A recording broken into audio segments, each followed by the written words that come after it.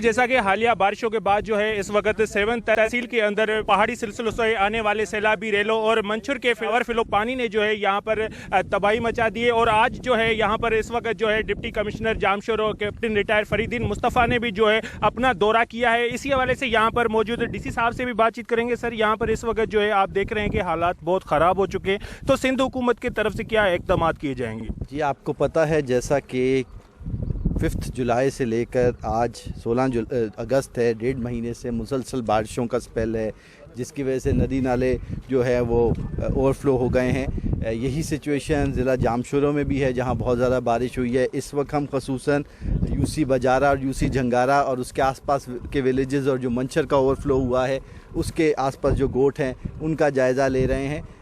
तकरीबन 2500 से 3000 अफराद एक मोहतात अंदाजे की मुताबिक इसकी वजह से डिस्प्लेस हुए हैं।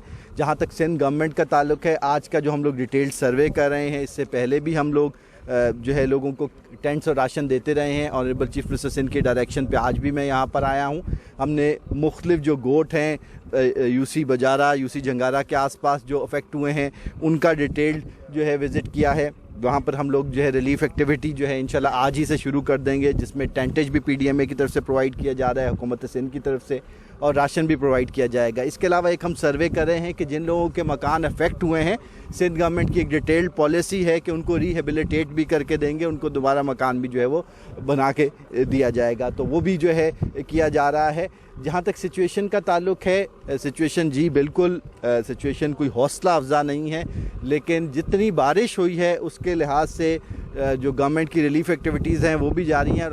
बिल्कुल इश्यूज़ हैं, आप देखें कि आज भी जहाँ हम मसन की जगह पे मौजूद हैं पॉइंट पे, और अगर पीछे आपका कैमरामैन घुमाएगा इधर तो मंचर के ओवरफ्लो होने की वजह से यहाँ पर आम गाड़ी का रास्ता कट गया है, लेकिन रास्ता मौजूद है। ट्रैक्टर ट्रॉली आप देखें तो अभी भी आ रही है, बड़ी गाड़ियाँ आ रही हैं।